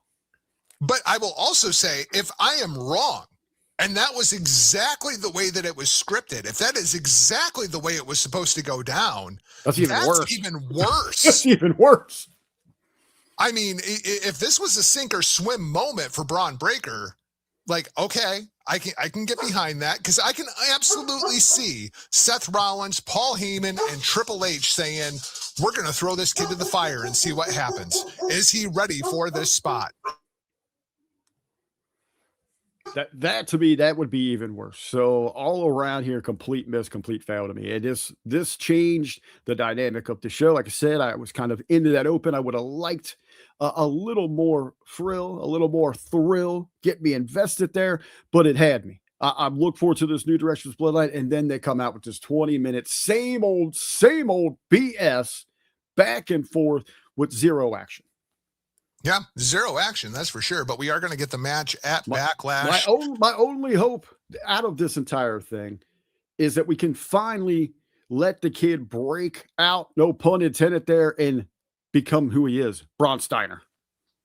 Yeah, no, I did like Seth throwing out the Steiner name a couple of times just to be like, and even the wife was like, what's he talking about? Because she wasn't watching wrestling during the Big Papa Pump, so she had no idea what he was talking about, which also kind of puts me in that mind frame of, there's an entire audience that wasn't watching this, 25 years ago and has no idea what the context of this promo was. There's an entire audience who wasn't born.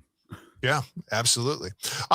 Then we get to the walk-up promos. Rick, I know that you are always a huge fan of watching people walk into the arena. And the thing that made me happy about this was, here is Stephanie Vaquer walking into the arena. Oh shit, there's something happening.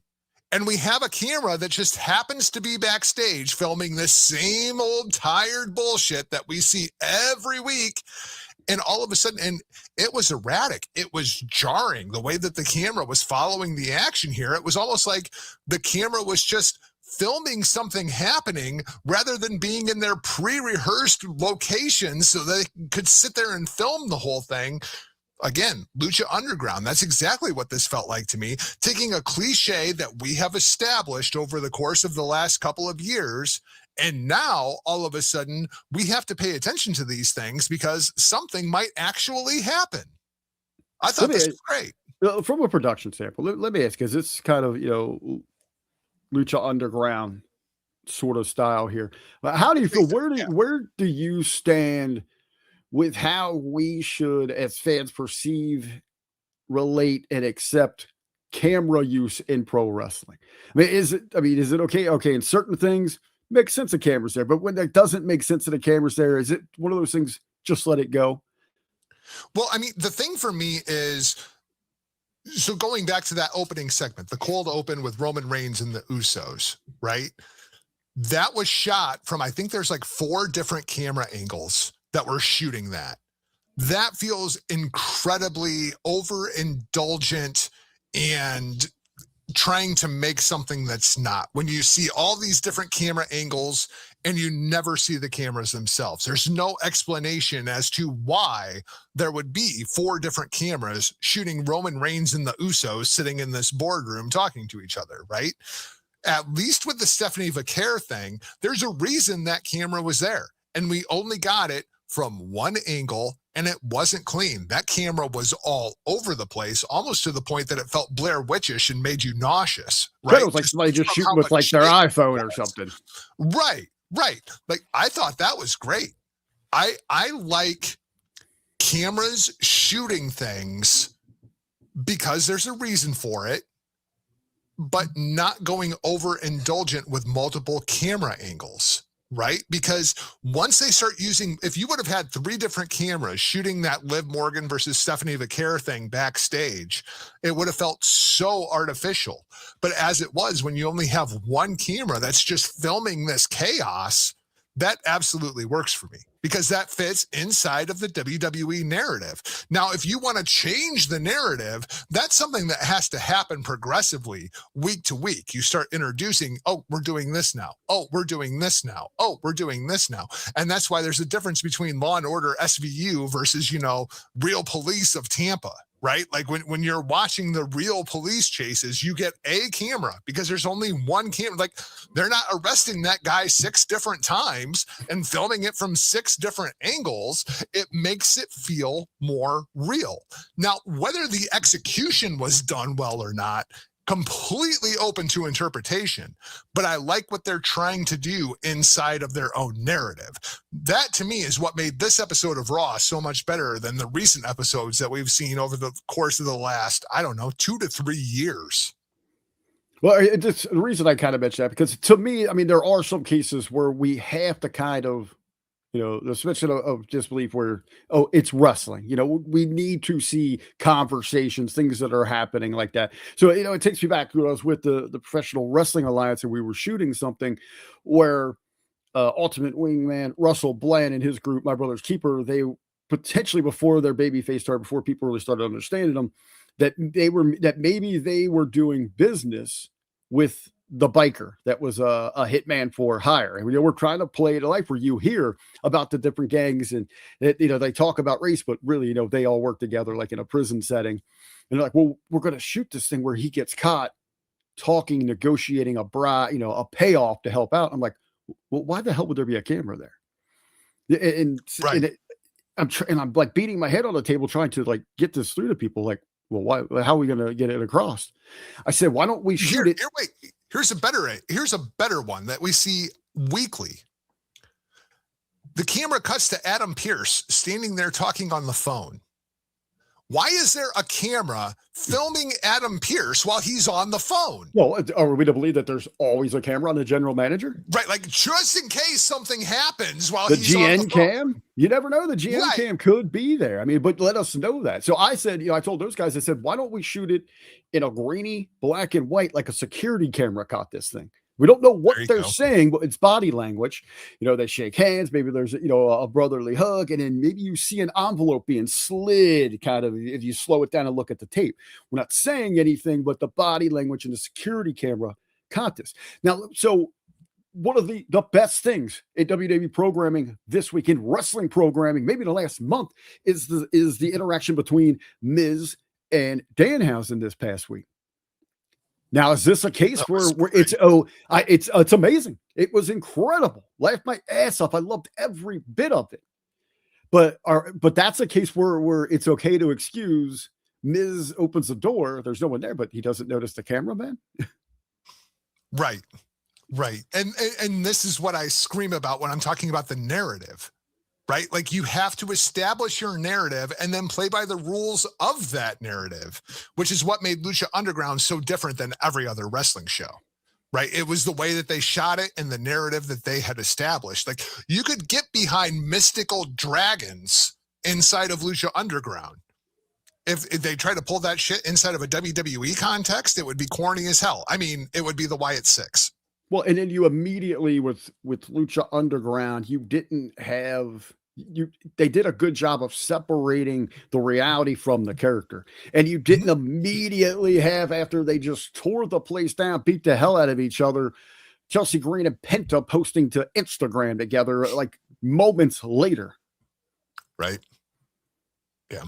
I'm very, very sad that we never got a Penta, Kairi Sane, and Io Sky encounter backstage, because that absolutely should have happened. So inside of the first 37 minutes of Monday Night Raw, you have the Roman cold open, you have the Rollins Braun Breaker thing, then you have the Stephanie Vaquer walk up, live Judgment Day attack, and then they go to the Penta entrance. Following the Penta entrance, they immediately go to break. That's your first break of the show. First 37 minutes, I thought were absolutely fantastic. Then they come back from the break. You get the end of the Rusev entrance. You get the all ego Ethan Page entrance, the start of the match, and they go back to break. And that was pretty much where I thought Raw ended. Like, for me, like, I was like, oh, that was a great opening of the show. And we're 37 minutes in, and, you know, now you're regularly scheduled bullshit. That's pretty much how I felt about it. They had me maybe for 5 minutes. Then we get the angle between Ethan Page and Rusev versus Penta and Javon Evans joining the fray. The best thing I thought about that segment was Corey Graves actually putting over Ethan Page. Told you all about his accolades, all of his time on the indies, how good this guy is, and establishing him with the audience. Again, something that we just don't hear out of WWE commentary very often. We know how important commentary is to the product. That is the storyline. And most of the time, it's just absent. They're just out there calling action. They're not actually putting anything over. They're not putting over any kind of stories. I thought Corey Graves did more for Ethan Page last night than he could have possibly gotten out of a 15-minute match on Raw. Absolutely. And that is, to me, that's always been the job if you're on commentary, is to put the talent over. I know there's different mindsets, different approaches to it. Got some good friends of mine that we butt heads on this. You know, they love to go out there, call the moves, the chain wrestling. When I'm at that desk, I'll call the big spots. I'll let you know the big moves inside of it, especially on an indie level. If you're watching it, you know all the geek names for all that stuff. First of all, there's so many damn names out there. I can't keep up with it, but I'm talking more about the personalities, the connection, the characters, or I'm putting over their merchandise where you can follow them on social media. Those are the things I'm talking about, and talking about our events and those bigger selling points. What they should have done, what Corey Graves did, absolutely masterful, much needed for Ethan Page. Why aren't we getting that in some sort of vignette instead of last weekend just a passing in the back? You should have had the profile. Somebody like all ego Ethan Page should have had a big time profile introduction to the game. You've got one of the biggest up and coming stars, but whatever the case might be, but really make him feel like a big deal, put him on a pedestal. And I'm just worried that Graves' message isn't enough, and that's what's going to be his shortcoming. Well, at least it was Corey Graves putting him over instead of Michael Cole, because nothing will get you under faster than Michael Cole putting you over. How much of a dork was he daring to Joe Henry? Oh my God. Yeah. That's why, like, do they realize how corny and carny that is? Or is there someone that actually thinks that works and it's actually, or is it so corny that it's cool? I got 2 words for you. Bruce Pritchard. I mean, that's pretty much it. That does scream Pritchard. I can just see him in the meeting. Absolutely. What if we got Michael Cole out there waving his hands? One thing Michael Cole did put over huge is the new Hulk Hogan documentary on Netflix. Huckleberry, have you watched this thing yet? I absolutely did. Let me do a little plug myself here. I'm going to be sitting down tomorrow with our very good friend, Mr. John Paz of the 2-Man Power Trip. He and I are going to be doing a very I imagine for John Paz, this is like, you know, his version of The Last Dance. This is the greatest documentary that's ever been made in the history of documentaries, according to John Paz. He is a Fanhausen. The ultimate Hulkamaniac, John Paz. I'm going to be able to sit down with him. And actually, we compared notes. We were going to do a special 10 count on this thing. We're like, we got to do a 2-parter. We've got so much to talk about here to break this thing down. Hey, I loved it. I thoroughly enjoyed the watch. It's a 4-hour, 4-parter, hour each. It took me about 6.5 hours to get through it because I was taking so many notes. I got like 3.5 pages of notes on this thing. I liked some of the different perspectives of it. Obviously here, let me ask you this. We've all heard the stories, and I did 2 minutes in on my notes. I said, here we go. more of the Yep. BS from Hulk Hogan, but it did win me over. There were some things in there that I found to be very intriguing. Some things, and I understand it's 4 hours and you're covering 50 years of a life and Right. a career, that you're going to gloss over. There were some things like pre-wrestling. I'd love to see a little bit more about the relationship with his parents and know more about his brother. That was kind of cool. I thought the home videos were a nice new insight into the Agreed. life of the Hogan, Bollea family. But let me ask you this here, Jugger, real quick, because it seemed like you're as thrilled about it as me, or well, no one is probably as thrilled about it as Well, Mr. I mean, Toss. for anybody that's not listened to us converse about Hulk Hogan before, I can't stand the guy. I typically refer to him as racist, sexist Hulk Hogan. Okay. Right. I mean, that's just my feeling on the guy. I have no love lost for Hulk Hogan. I do not have that connection in my childhood to Hulk Hogan being my superhero as I was growing up. Like I was a WCW kid, I was a Mid-South kid. Like I was not a Hogan fan in any way, shape, or form, and I'm still not. And there was nothing in this documentary to make me feel any differently. Okay. Who was the target audience in your mind for this?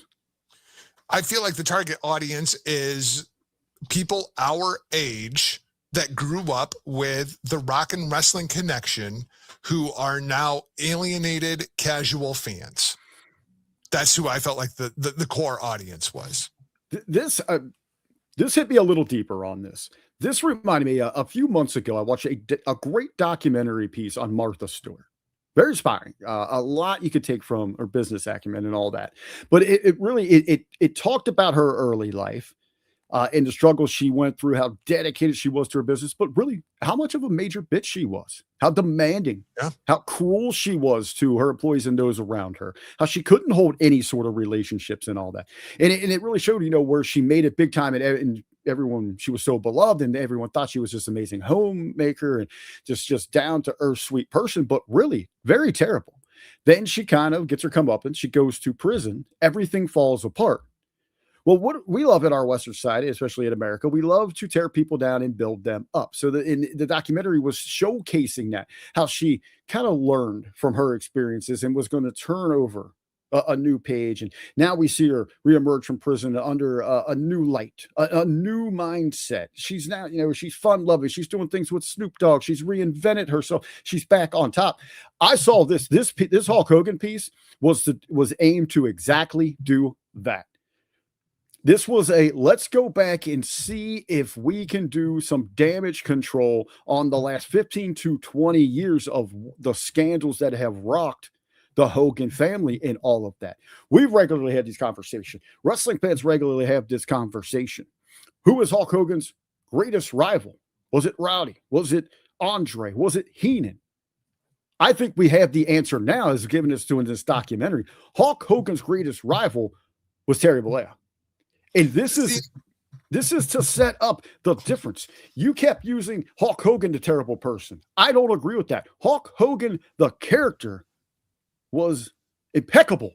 He was the hero, the patriotism, everything, the perfect hero for your children, what they should be.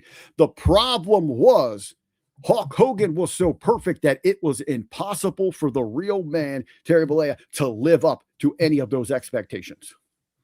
So that's one of the things that pissed me off watching the documentary, actually, now that you bring that up, because Hogan goes off on this tangent at one point. I want to say it's during like episode 2 about the difference between Terry Bollea and Hulk Hogan and how the character of Hulk Hogan will live forever and blah, blah, blah, regardless what you think of me. And he really tries to draw that distinction between Hulk Hogan and Terry Bollea. That is the first time in 50 years worth of interviews I have ever heard him attempt to do that. I felt like this was Terry Bollea trying to save the character of Hulk Hogan. Like that's very much what it felt like to me, was all of the crap and all of the BS that he has put himself and his family and his fans through over the course of the last 10 years. How do I fix this, brother? And that's very much what it felt like to me. And when you start getting into revisionist history, that was absolutely everything that Hulk Hogan or everything Terry Bollea had to say about the Hulk Hogan character.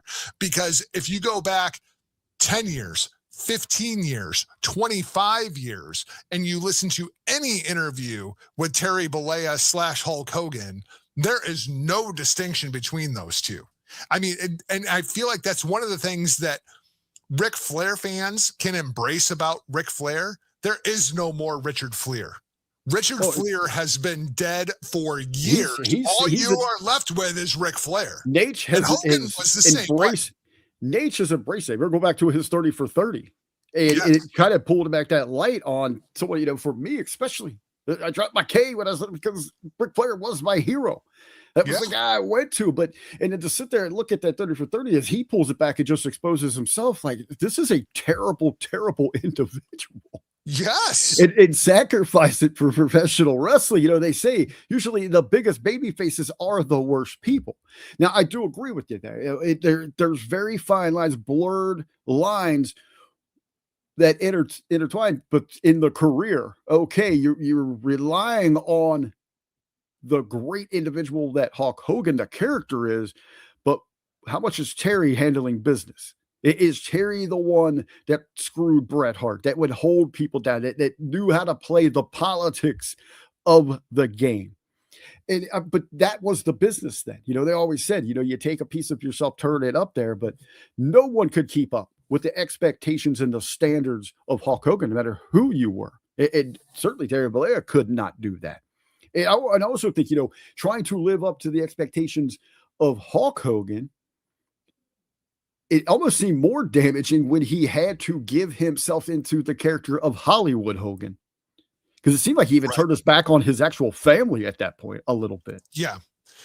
Yet, he still tries to draw that distinction of, well, there was Hollywood Hogan, and then there was Terry, the great father that was around, and like there was nothing I enjoyed more than raising my kids, and I loved my wife so much, and when he gets to Hogan Knows Best, I think the lines were so blurred, he didn't know who was who, and he was trying to be what he was trying to be Terry, but what Hulk Hogan would be is Terry. And it didn't kind of, and the Hogan Knows Best, the ruins of reality, that destroyed that entire family. Yeah, absolutely it did. Absolutely it did. I thought the first two episodes were really good.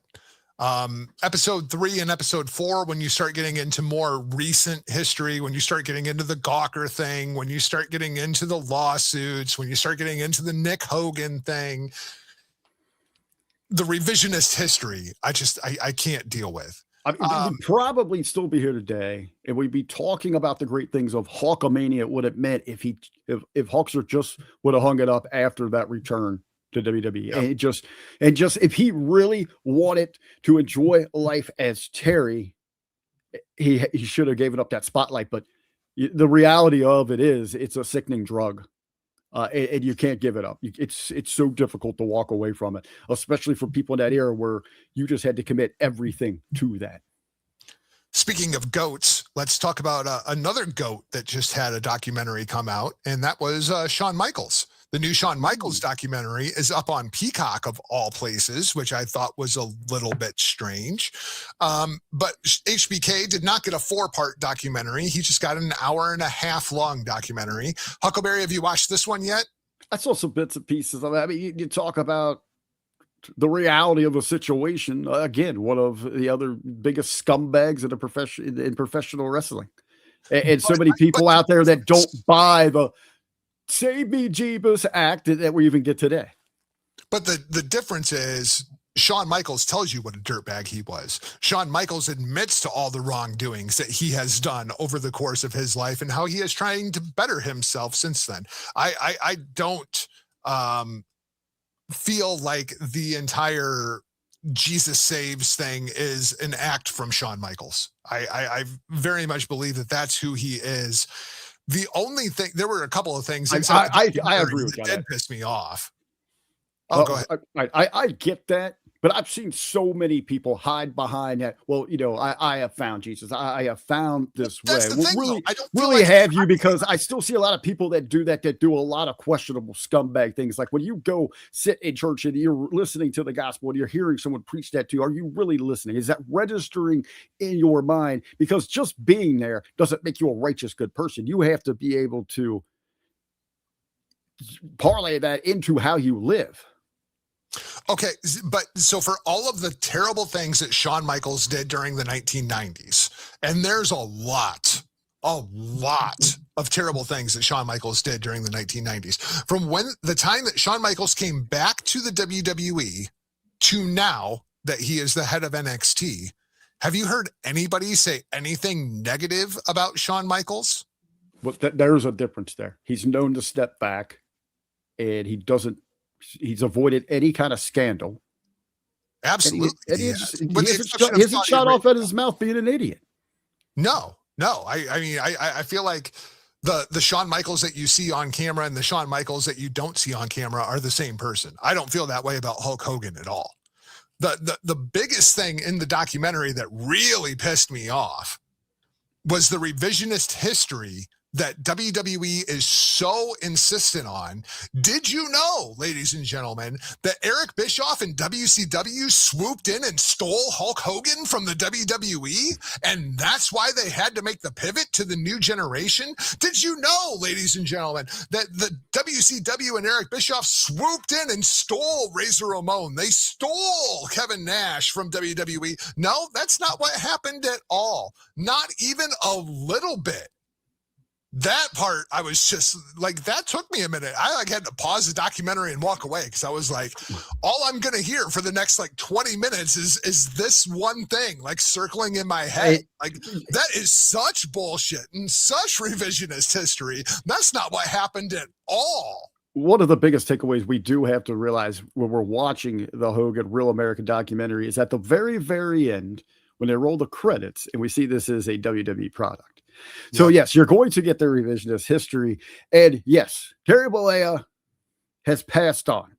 That man will be forgotten, but it is in the best interest of the company to secure and rise up again with the legacy of Hulk Hogan. I don't care who you are, what your take is. We are not sitting here in 2026 enjoying modern professional wrestling without Hulkamania. WCW stole Hulk Hogan.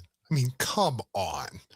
I mean, that is the most revisionist history thing I think I've ever heard in a WWE documentary. At least be honest. Vince thought Hogan was old, discarded him, and then Bischoff scooped him up off of the Thunder in Paradise set.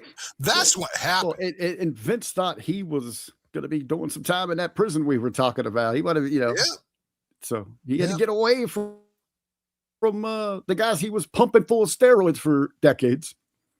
We did get on Raw, going back to Raw, we did get, hype for the greatest match in the 2025 calendar, 2026 calendar, the El Grande Americano vignette with Americano challenging Ray to a match as he gets ready for his big mask versus mask match, Americano versus Americano. Thought that was absolutely fantastic. Then we get the Becky entrance. They go to break, come back. We get the Becky promo, EO challenges, Adam Pearce, the start of the match, another break, come back, finish the match, go to Asuka. They packed a lot into that 10-minute section of the show, almost too much. Again, where was the hook? Where's the interest with it? I think the real interest is the "We want Kyrie" chants. "We want Kyrie" was the number 2 trend on X a couple of days ago. Is this going to lead to anything? Do you think that WWE feels any kind of pressure to bring Kyrie back, or is this something that's just going to die over the course of 2 weeks? This will be dead by tomorrow. This doesn't have the traction that we've seen in the past. And where does this go? WWE seems, we'll give you what you want. And you know what? It backfires. The big movement for our truth, bring it back. Well, he shakes his head and he's doing nothing. Hey, he's one of the SmackDown Tag Team Champions. Thank you very much. I always enjoy his work. I'm fine with it. But they regularly, they'll bring some people back just to jerk them around. And we're hearing Kyrie doesn't want to be here right now. Yeah, I felt like it was disrespectful to both Io and Asuka, the "We Want Kyrie" chants. I mean, I get that Kyrie was a central figure inside of this feud, but we're still going to get that payoff, and I still don't understand why that match didn't happen at WrestleMania. Kyrie is going to want her friends to have a best spotlight on them. Don't distract from it. Appreciate their art, their performance. Again, this is just idiot fans going in there, going into business for themselves that think they're stars of something. The Usos and LA Knight have their little exchange backstage, again, as we're kind of weaving that Roman Reigns versus Jacob Fatu storyline throughout the show. Not really a whole lot to talk about other than it was there. And we actually have a narrative throughout the show that we're feeding throughout the show. Heaven forbid, I don't think we've done that in like 20 years. Then we get the Joe Hendry debut that you talked about with the Fire Logan Paul chant. I have seen a bit of pushback that maybe Joe Hendry shouldn't go out there singing a song about how we need to fire somebody when, 17 people just lost their jobs a couple of days ago. Get out of here with that. That's the internet, and that's the world that we live in. I enjoyed this segment. I thought it was really, really good, with the exception of Austin Theory. I thought Logan Paul and Joe Hendry playing off of each other was fantastic, and then Austin Theory was there just to annoy the shit out of me. We talk about a need for elevating stars. I went on a little rant there about how can we create a hero, a baby face, and it's just as difficult to create a true heel. Logan Paul is a future of this company when it comes into that direction. If you get him to truly commit to that, he is someone that can step up into that role in a much need. As much as we need a hero, you need the opposite side of the coin. We need a true heel that people can rally around, find something to dislike about the guy that you're going to pay your hard-earned money and feel okay that you paid $17,000 for a front row seat just to see Logan Paul get punched in the face. Let's get him out of this tag team. Let's get him out of this situation. We want to talk about elevating somebody. We need to do it with Logan Paul ASAP. I was so happy that Logan Paul came out there and like immediately after his music hits, he's screaming into the mic, "Stop, stop, stop," and just started snapping off on Joe Hendry. It felt authentic. So miscast. They're so miscast as the vision. They need to be the influencers. Let them going out there doing social media stuff. This is not a good role for us there. He is good as an annoying prick, and let him play second fiddle to Logan Paul, who is naturally just born a pushback prick. I was just happy to see that the format was different, because typically, you would wait for Joe Hendry to finish his song, and then we would go to break, and then we'd come back from break, and Joe Hendry would still be in the ring with his guitar, and then the Vision would get their full entrance, and then you would wait for both of them to get in the ring, and then exchange microphones and cut a promo back and forth. Like, it felt spontaneous. It felt like Logan Paul was hanging out backstage, heard Joe Hendry talking smack about him, and went storming through gorilla position, hit my music, give me a microphone, and started snapping off on Joe Hendry. That was the part that I liked. The content itself was not important. It was the format and the way that it was presented that was important to me, at least to me. Then we get El Grande Americano versus Rey Mysterio, and this felt like, again, who cares about the match? The more important thing here is this felt like course correction.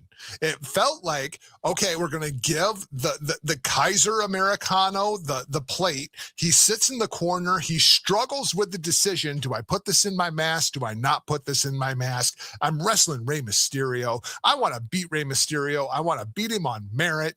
Instead, you get the OG Americano, inserts himself and denies the plate. And like this whole storyline, it felt like course correction to where, okay, Kaiser Americano is super over in Mexico. He is clearly the baby face. How do we turn him into a baby face here? How do we turn OG Americano into the heel?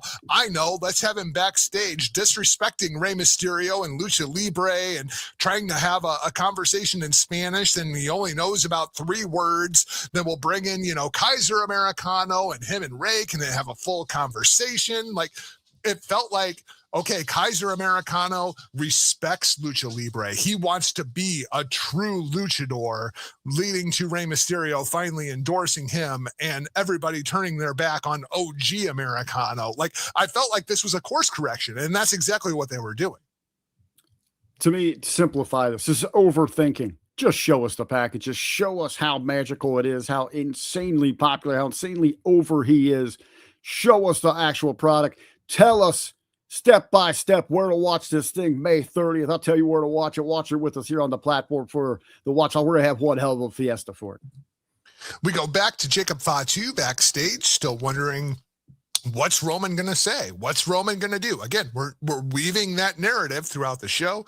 We get the Asuka vignette where she's talking smack about Io and basically says, hey, Io, it's your fault that Kairi got fired. It's your fault that Kairi's not here anymore. She has been disposed of, and now I'm here to deal with you on behalf of Kairi, which I thought was absolutely fantastic. Then we get the highlight of the show for me. My boy, Grayson Waller, didn't get released. And you know why he didn't get released? Because he can go out there and sell like a motherfucker. He faces off with Obafemi. And as I'm watching it, and it's like, Obafemi is great. We know Obafemi is great. We know Obafemi is going to be that next main event player, whether he's in the title picture or not. And Grayson Waller, it is your job to go out there and make Obafemi look great. And boy, did Grayson Waller do it. I am really getting on this Grayson Waller train, Huckleberry. I love me some Grayson Waller. It's a good hand in that moment, in those spots. I popped for overrated. Hey, and there's Obafemi standing right behind him. Oh shit, did I get caught saying that? And who doesn't pop for the punching kangaroo tights? Right? Well, I did think it was interesting. No mention of the New Day. No black New Day gear. Didn't come out to the New Day music. He came out to his old music. Like, so are we just supposed to believe, like, okay, if the cuts hadn't happened already, that match with Grayson Waller and Obafemi felt like Grayson Waller's last match in WWE. It felt like he was going to be released today, and this is how we write him off of the show. I think Grayson Waller's killing it right now. Absolutely. It's a great spot for him. Great talent. Just got to find a direction with him. We go from the best part of the show to the two worst parts of the show for me, starting with Obafemi. I am all in on Obafemi. I am all in on Obafemi being the new Undertaker and having the Obaverse, outside of the championship. But Obafemi hosting the Oba Open Challenge, I don't like this at all, Rick, because I feel like we have elevated Obafemi through the Brock Lesnar feud. Roman Reigns takes the championship from CM Punk, who was not on the show, not even a mention of Punk on this show. And now we're going to do the Oba Open Challenge because the way that Oba phrased it, it seems like Roman Reigns is too chicken shit to fight me. So we're going to do this instead to make him take notice of me. I felt like they elevated Obafemi over the championship last night. I feel like the Oba Open Challenge is almost more important than the World Heavyweight Championship at this point. I absolutely despise these open challenges. It is about as lazy, creative as you can freaking get. It means you don't have a direction. You don't have a purpose. You're just going to throw continual nonsense matches out there. Yes, it is fun to just watch him go out there and beat people up, but I don't need it every week. And I don't need it to be against the same run of the mill, lower to mid Carters that he's going to go out there and blow. That's the problem. This is lazy as hell. When I started looking at the roster, and actually it's funny, he's not committed to either Raw or SmackDown, although he's been on there, but they still have him listed as going back and forth. But I look at both of them. There aren't enough credible competitors to go out there to keep making him look overly impressive by putting down other big men like Brock Lesnar. Now, as fun as it was to see him beat up Kit Wilson, as fun as it is to see him beat up a Grayson Waller, that's going to wear very thin and get very tiresome very quick. Get a direction, have some balls, pull a trigger on some real programs to show that he is an established main eventer until you get him in that top title picture. Well, that's the problem. We don't want to go to Roman versus Oba. So what do we do with Oba in the meantime? He's already beat Brock Lesnar. That's it. The way that he destroyed Brock Lesnar, who else on that roster do you want to see Oba Femi face? Roman Reigns. That's it. That's the list. I don't know when Sheamus is back. He's out. Oba Femi face. Because we need to build towards the Reigns thing. So you just don't go right away into that. I know he's out with a shoulder injury. I don't know how long he's going to be on the shelf, but Sheamus could be somebody credible in there. Sure. Is a big brute. And I wouldn't necessarily need just a stupid Sheamus heel turn. And maybe him come out and say, hey, damn, that was impressive. And Sheamus could say, I had a skyrocketing moment. I went right to the top. My first big time I won first, challenger's opportunity. And then I went and capitalized against John Cena in a tables match. I know what it's about. I'm here to help you get more seasoned, kid. I'm going to give you the fight of your life for the next couple of weeks to get you ready for something like that. Let's step up with another big dog that they don't have the balls to pull a trigger on. We haven't seen since WrestleMania. Where you at, Gunther? How about some Oba Femi and Gunther? Let's see them. Oh, there's no way. There's no way I do that match. No logical reason I would do that finals of the King of the Ring tournament to see who goes and gets Roman Reigns at SummerSlam? Okay, now that I can get behind, but the problem is the way that Oba Femi defeated Brock Lesnar. There's nobody on that roster other than Roman Reigns. I mean, you brought up Sheamus. That was my list. Was the other guys that I want to see answer this challenge. Because they already did Rusev, too. Had they not done Oba versus Rusev, then I'd be absolutely down for that. Could you also, in a short term, revisit Rusev now with the strategy mindset of an all-ego Ethan Page behind him, helping him out? So now you're restacking the deck. You reshuffled a little bit here. How about this for maybe Clash in Paris, a big spectacle that is going to look pretty damn cool to sell to the masses on ESPN as you're trying to get people to sign up on your app, that crossover appeal. How about Big Omos coming back for one to go out there and just give me a 2 to 3 minute match? I think that would be a huge seller. A huge seller. I think Omos has been gone long enough that he would show up and people would be like, who the fuck is this guy? All right. So, yeah, but when you say that, you don't say who, if you're like, who the fuck is that guy? That's what it is. It's all in the of it. And it's someone that can stand there with Oba for that spectacle. And you're like, okay, we got something here. Yeah. I mean, it's just the way that you had Oba beat Brock Lesnar, the list of guys to even answer this open challenge is so minuscule. The only other one that I want to see is Javon Evans, because I've seen Javon Evans versus Oba Femi, and I know how good that match is. And I think that would be very beneficial for Javon Evans at this point. Even in a loss. We know this guy's going to go with him. We've seen Trick with him. We've seen him lose before because we've seen globally, we've been exposed to their come up in their development. That's one thing that needs to happen. I do not have Oba Femi lose a match until potentially the match with Roman Reigns. Right. So you need filler here. You got to work with some. I would be excited about the Omos thing. I love the Sheamus. I think you can revisit Rusev. Hey, have the balls and give me him and Gunther somewhere in a big match. You almost created a problem with when you ended Goldberg streak. What do you do? But you did it right out of the gate when you beat Brock Lesnar. Yep.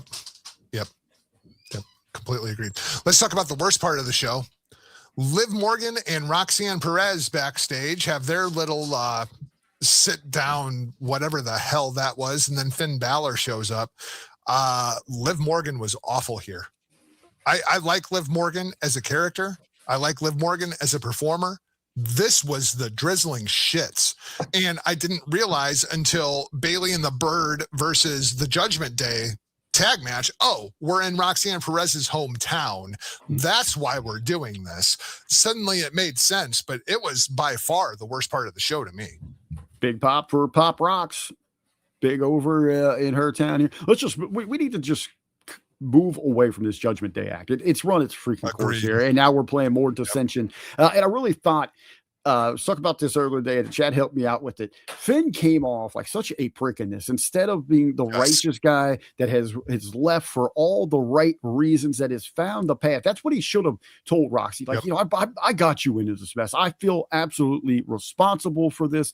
Let me help you get at this. I know there's potential on you. This is your hometown. You're going to feel what I felt in Dublin when I went out there with CM Punk. You're going to feel that magic. There's a better way to do it. Instead, he came off like Eddie Haskell from Leave It to Beaver, that Weasley like side piece. That was not good. Not good. Definitely did not help Finn out in any way, shape, or form. The match wasn't good. Bailey and the Bird working heel because, Roxanne is clearly going to be the babyface in her hometown. None of it worked. Thought the entire segment was just the shits.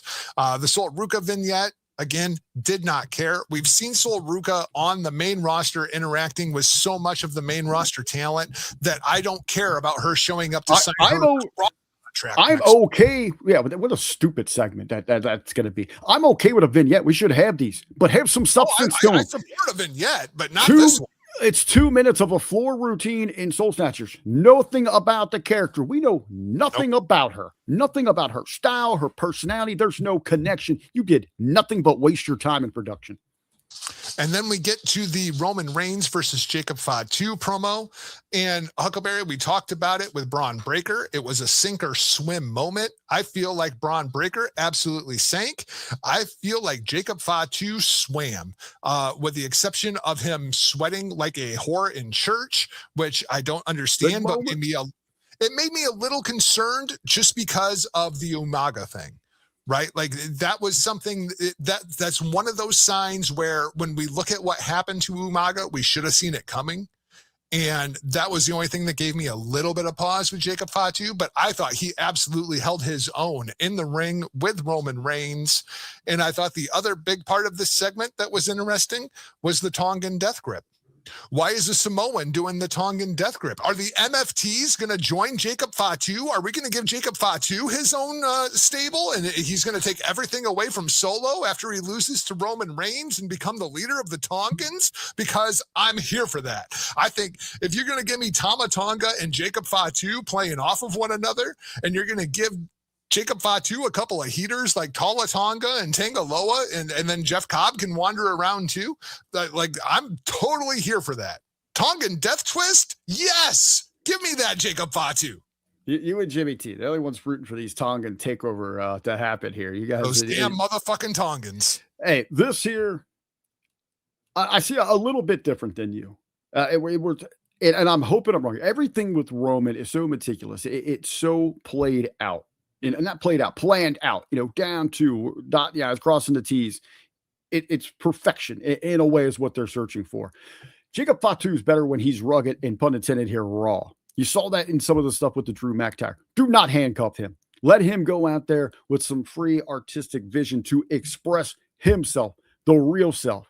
I do question, is that, in today's age, will that work as a baby face? Where is Roman at on this? Am I still supposed to hate him? Am I supposed to cheer him? There's this weird line. We need to start defining Roman's character. Like, on what side of the ledger do you put Roman Reigns? If you got a baby face side of the ledger and a heel side of the ledger, where does Roman Reigns fit? He kind of just blurs back and forth there between those. So it's kind of hard to get a grasp of where he's going with these things. It never works in pro wrestling. The shades of gray thing does not work in pro wrestling. Especially when you're trying to build people up around him, because you got this divide in the audience. Now, we finally get Rip Rogers been screaming for it. Ben's been screaming for it. We finally got a Samoan going savage. You said we got the death grip. We got headbutts. The only thing we were missing was coconuts. That was the only thing we were missing there. Okay, I'm waiting for confirmation from the chat on something here. Oh, okay. I see that over there. Uh-oh. Is that official? Is that what happened tonight on NXT? I don't know. Let's get out of here. Let's go watch it, man. But hey, you know what I do want? That Evil is on the way to WWE, officially signed. I need a segment somewhere, sometime where we got, very nice. Right over Evil, right over his show. Are they actually calling him Evil Chat? Or are they using his real name, Watanabe? I'm curious now. I'm going to have to. Watanabe. Yeah, that's his last name. And if we got an Evil, did we get a Hiromu? Looks like no Hiromu. I don't know. Do you see Evil doing anything inside of a WWE context? I don't with that gimmick. That's for sure. They actually called him Evil. Oh my God.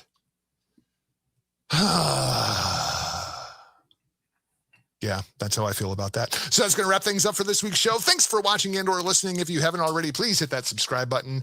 Then visit us over at patreon.com, patreon.com/hitting the marks. And of course, the Hameen Media Group /Hameen Media Group on Patreon. You do not need to keep up with me. I do not want to talk to you on the internet. Instead, you can keep up with the vet over at Opinion Haver. Huckleberry, how do the peeps, the freaks, and the geeks keep up with you? Oh, yeah, and evil.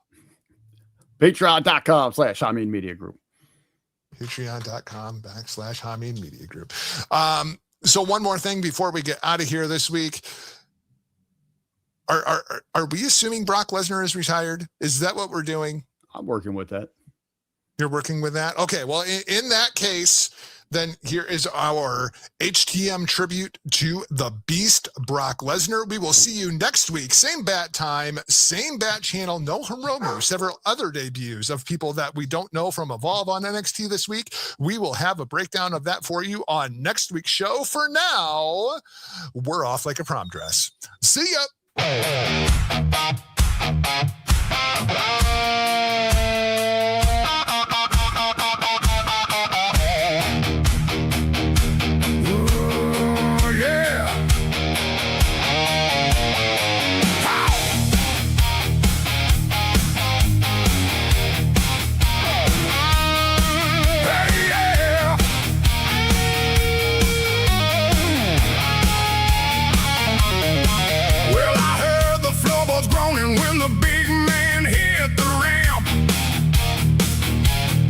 Like a barroom brawl at midnight with the lights blown out and damp.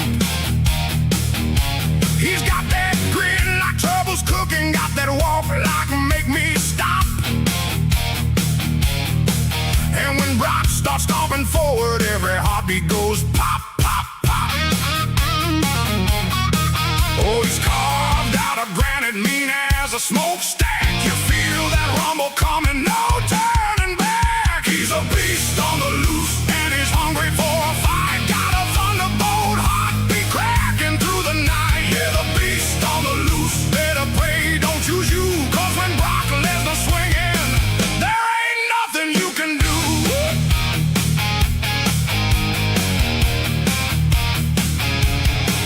He's running Suplex City like a dive ball with no rules. Where the jukebox screams and the tough guys drool.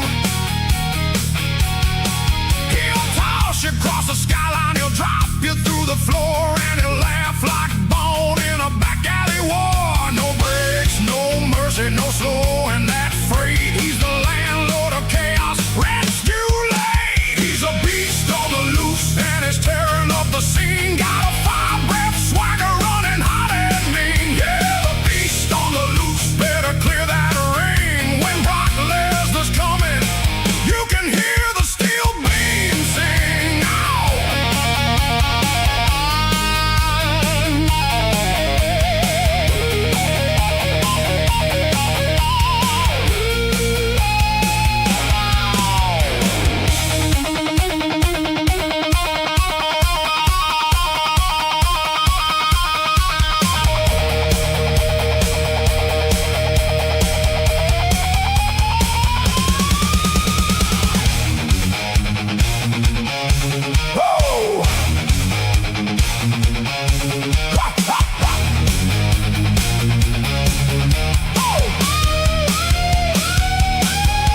Oh, you hear that stomp?